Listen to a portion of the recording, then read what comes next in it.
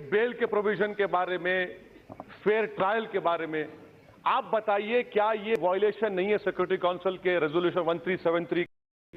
अस्सलाम to everyone, कैसे हैं आप सब? मेरा नाम है जया मानी। अस्सलाम वालेकुम दोस्तों, कैसे हैं आप सब लोग? खैरियत से हो? मेरा नाम है Usman Qureshi. Welcome to our channel. So friends, आज की वीडियो बहुत जबरदस्त होने वाली है।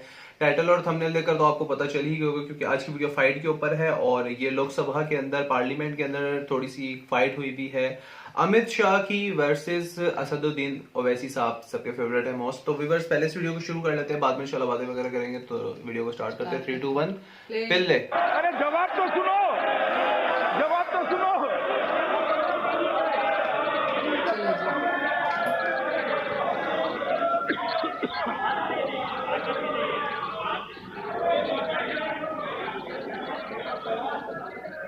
माननीय अध्यक्ष महोदय, कांग्रेस के सदन के नेता श्रीमान अधीर रंजन जी ने इस बिल को स्टैंडिंग कमेटी में भेजने की बात करी और एक लंबा इतिहास बताया। इसको मैं भी बता सकता हूं, आप उचित समय मुझे दीजिएगा कि किसने कितने बिल स्टैंडिंग कमेटी में भेजे। मुझे कोई आपत्ति नहीं, इसमें भी हमारा रिकॉर्ड उनसे बहुत अच्छा है। परंतु ये लोकसभा अभी चुनकर आई, ये प्रथम बैठक उसकी हो रही है और आतंकवाद को खत्म करने के लिए जिस प्रकार की अर्जेंसी की कानून की जरूरत है, उसको ध्यान में रखकर हमने आया। आपने धैर्य से सबको सुना है, किसी को टोका नहीं, रोका नहीं, सब बोलते रहे। कल का बिल चल रहा है, आज दोपहर लंच भी नहीं करा है आपने, अभी भी चल रहा है। तो पूरे पर्याप्त चर्चा इस पर हुई है, मगर आतंकवाद के खिलाफ जो कानून बन रहा है उसके पक्ष में वोट देने से वोट बैंक नाराज हो, इस भय से अगर उनको जाना है तो हम कुछ नहीं। ओवैसी जी का नाम number 1 point that in clause A11 it says as amended from time to time. Sir, I seek protection from you, sir. The government claims that any amendment of international convention can result in offense automatically being created in our country. What about Parliament, sir? We pass a bill, we decide what would be the sentence. How can the government outsource the function of Parliament through clause A11? I want the minister to answer, sir, and you please should look at it. Second clarification. Section 35-36, the minister replied to it. My basic submission to him is that the Supreme Court in V.J. Roe said that without judicial review, you cannot call anyone unlawful. You are violating the Supreme Court judgment. इसलिए कह रहा हूं sir कि आप review committee तो आप बनाएंगे ना, सरकार बनाएगी, उसमें इंडिपेंडेंस कहां, एग्जीक्यूटिव बनाएगी। तो ये दो। और तीसरा सवाल सर, सर क्लैरिफिकेशन है, हमने इस मुल्क में international convention of civil and political rights को साइन किया, रेटिफाई किया, और वो कहता है कि बेल के प्रोविजन के बारे में, फेयर ट्रायल के बारे में आप बताइए, क्या ये वायलेशन नहीं है सिक्योरिटी काउंसिल के रेजोल्यूशन 1373 का, 1535 का? ये तो और अगर आप स्टेट का ऑटोनॉमी में इंटरफेरेंस है तो खत्म करिए उसको। आप तो फेडरलिज्म को बचाना आपका काम है। मान्य सदस्य,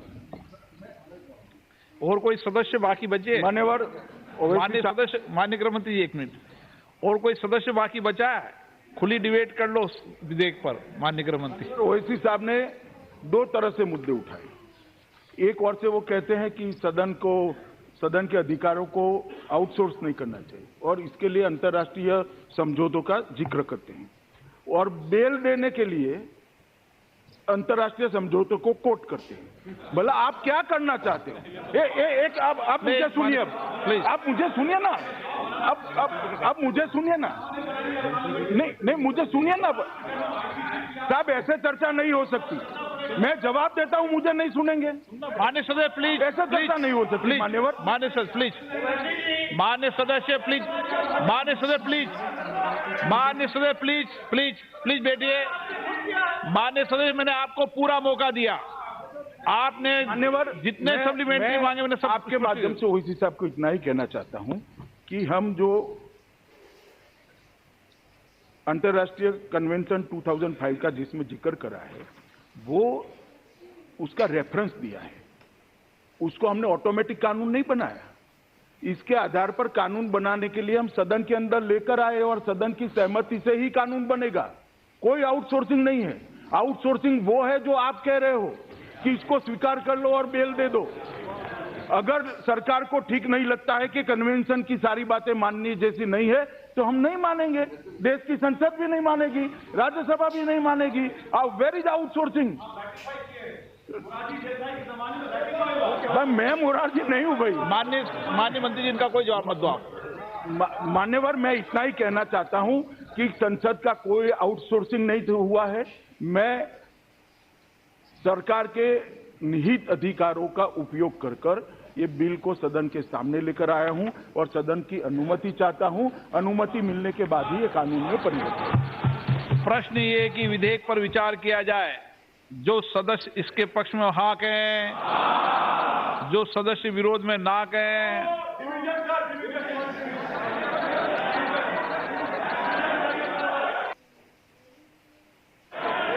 लोबी खाली की जाए। यार आप देखें कि मतलब पार्लियामेंट के अंदर अमित शाह की जो फाइट थी वो बड़ी सख्त किस्म की थी। मतलब आप देखें, अवैसी साहब ने भी बड़े एक इस तरह के पॉइंट रखे ना कि वो थोड़ा सा घबरा गए थे कि यार मतलब ये क्या कह रहे हो। जो एक मीम्स बना ना कि भाई कहना क्या चाहते हो, तो वो टॉपिक हो गई थी। और मैं एक और बात कहना चाहता हूँ कि मतलब अवैसी साहब जो बातें करते हैं वो राइट्स पे होते हैं, ठीक है। अभी भी पार्लियामेंट्स में उन्होंने अगर 3 जो क्वेश्चंस किए हैं वो भी इतने पावरफुल थे ना भाई, कि आप ये देखें कि उसकी जो मुद्दा उन्होंने उठाया है तो उसके मतलब ऑपोजिट ही सवाल वो कर रहे थे। मतलब जो रिसेंटली जो उन्होंने बातें की हैं उसका जवाब उनके पास नहीं था, ठीक है। बिल्कुल ऐसे ही है जी। तेलंगाना की बात करें ना, तो तेलंगाना में हैदराबाद ये स्टेट राज्यसभा है ना, मेरा ख्याल है, ठीक है। तो पूरे राज्यसभा में अगर किसी की धूम है, किसी का नाम है, तो वो डेफिनेटली अवैसी साहब का ही है। और पार्लियामेंट में भी आप देखें कि जो ये स्पीक करते हैं, जो बोलते हैं, जो कहते हैं, ठीक है। तो जो आपके सामने जो बैठे हुए हैं, जिसको हम कहते हैं जनाब स्पीकर, हमारी उर्दू में जो वॉइस होती है, ठीक है, तो वो भी राइट्स दे रहा था इन्हीं को बोलने कि भाई साहब आप बोले। और जो अवैसी साहब उनकी बातों का जवाब देते थे, तो वो कह रहे थे कि भाई आप इनकी बातों का जवाब मत दें, क्योंकि अमित शाह जो है वो बेसिकली राइट पर नहीं थे। हाँ, फिर इसलिए वो कहते हैं आंसर नहीं करें। बिल्कुल दमदार उन्होंने अपनी स्पीच दी है और उसके बाद तो एक ही दफा बैठे हैं बस, और फिर चलती रही है स्पीच उनकी। जी बोले पकड़े ना बात को मेरी, फिर क्या सोच रहे हैं? मैं कुछ और देख रहा था, मैं उनका पॉइंट ऑफ व्यू देख रहा था यार। लेकिन मैं भी यही कह रही हूँ उनकी कि जबरदस्त यार, बहुत बेस्ट जा रही है। और यार मैं अभी कहता हूँ कि अगर दोबारा इनके कोई स्टेट में इस तरह के अगर पॉलिटिक्स आते हैं, तो मुझे ऐसा नहीं लगता कि दोबारा इस तरह के पॉलिटिक्स आएंगे। सही बात और है। भाई जो आपके उस तरह के पॉलिटिक्स है तो उनको खोना नहीं चाहिए। बेशक उनके पास 2 सीट्स हैं, 3 सीट्स हैं, 100 सीट्स हैं, जितनी भी है, तो भाई इस तरह के जो एक पावरफुल लीडर्स होते हैं भाई, इनको छोड़ना नहीं चाहिए। अब आप लोगों को वीडियो पसंद आई, वीडियो पसंद आई तो लाइक एंड शेयर करें और सब्सक्राइब करें हमारे चैनल को, जिसका नाम है जय मानी रिएक्शन। तो मिलते हैं इंशाल्लाह नेक्स्ट वीडियो में। तो बहुत ख्याल रखिएगा हम दोनों को, दीजिए इजाजत, स्टे विद अस, अल्लाह हाफिज़।